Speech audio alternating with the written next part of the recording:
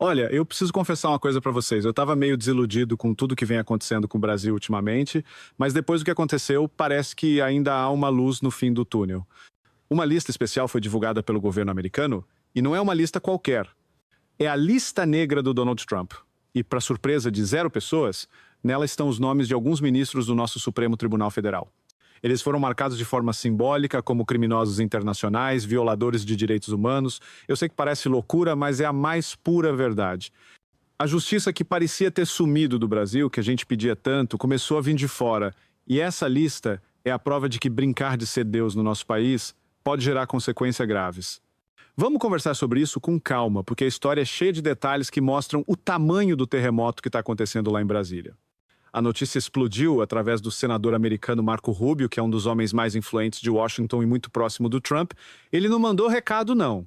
Foi direto na conta oficial dele no X, o antigo Twitter, e soltou a bomba. Ele disse com todas as letras que o pessoal que anda perseguindo opositores políticos e calando as vozes conservadoras aqui no Brasil não ia ficar impune lá nos Estados Unidos. E a ordem, segundo ele, veio do próprio Trump. Cancelar os vistos de uma lista específica de autoridades brasileiras, imediatamente. E essa lista é o que torna tudo tão interessante. Nela estão 8 dos 11 ministros do STF. Eu vou falar os nomes porque a gente precisa saber quem são.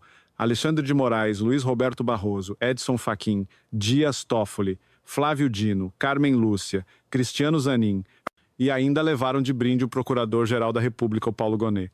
Agora, tão importante quanto quem está na lista é quem não está. Os únicos que escaparam foram André Mendonça, Nunes Marques e Luiz Fux.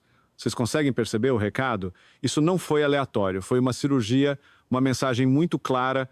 É como se os americanos estivessem dizendo: nós estamos de olho, sabemos exatamente quem é quem nesse jogo. Sabemos quem está usando a toga para fazer política e quem está pelo menos tentando seguir a lei. A primeira consequência disso é uma humilhação que eu, sinceramente, nunca vi igual.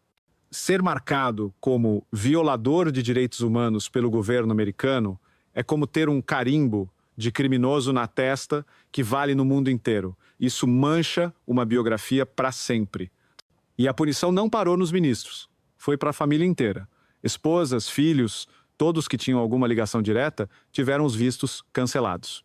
Pelo que a gente está sabendo, quem estava nos Estados Unidos está sendo obrigado a arrumar as malas e voltar para casa. Eu fico tentando imaginar o constrangimento.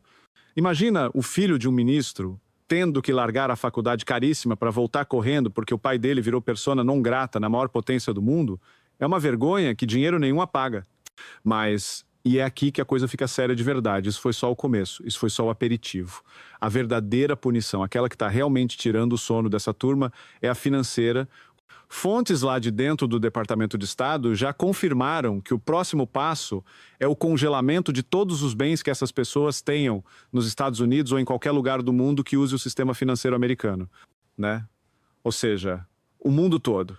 Estamos falando de imóveis, contas bancárias, investimentos, empresas.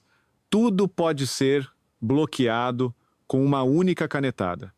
E depois vem as sanções secundárias que proíbem qualquer banco no planeta de fazer negócios com eles.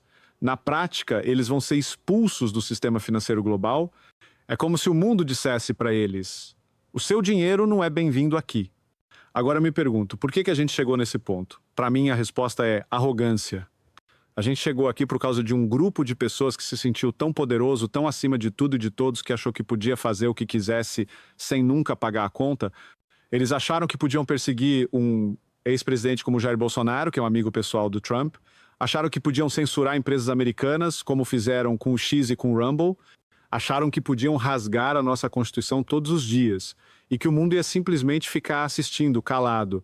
Eles se achavam os donos do Brasil, mas esqueceram que o nosso país não é uma ilha.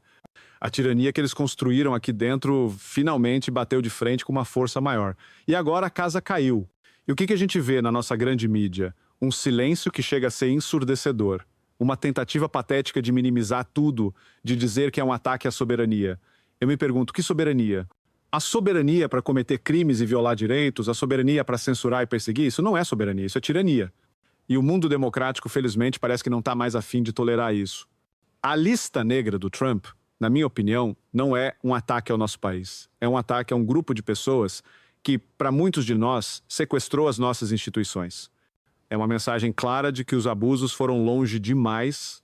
O mais interessante é ver como essa lista expõe a hipocrisia de muita gente. Quantas vezes a gente não ouviu esses mesmos ministros e seus defensores na imprensa falando em direitos humanos, em democracia?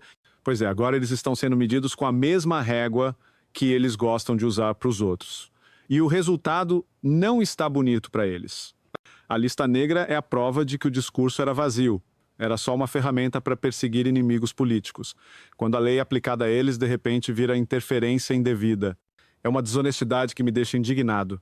Para mim, esse é um momento que vai ficar para a história. É a primeira vez que a gente vê uma reação tão forte contra os absurdos que vem acontecendo aqui. E isso me dá uma ponta de esperança. Mostra que a nossa luta, a nossa voz não foram em vão. O mundo está de olho e a pressão está funcionando. A lista negra pode ser o começo do fim para essa era de autoritarismo. E o recado, no fim das contas, é para todos nós.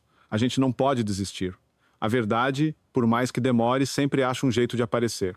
E hoje, ela apareceu na forma de uma lista. Uma lista que pode mudar a história do Brasil. Essa história toda é de arrepiar, não é mesmo? A lista negra do Trump veio para colocar fogo no parquinho e mostrar que ninguém está acima da lei para sempre. Eu quero muito saber a sua opinião sobre isso. O que você achou dessa lista? Você acha que foi justo o que aconteceu? Acredita que isso vai realmente mudar alguma coisa aqui no Brasil? Deixa seu comentário aqui embaixo, vamos conversar sobre esse momento. Se você também sentiu que a justiça finalmente começou a dar as caras, deixa o seu like e compartilha esse vídeo com todo mundo. As pessoas precisam saber quem são os nomes na lista negra do Trump. E, claro, se você ainda não é inscrito, se junte a nós nessa luta pela verdade. Inscreva-se no canal e ative o sininho, porque a gente vai continuar acompanhando cada detalhe dessa história. Deus abençoe vocês. Um grande abraço.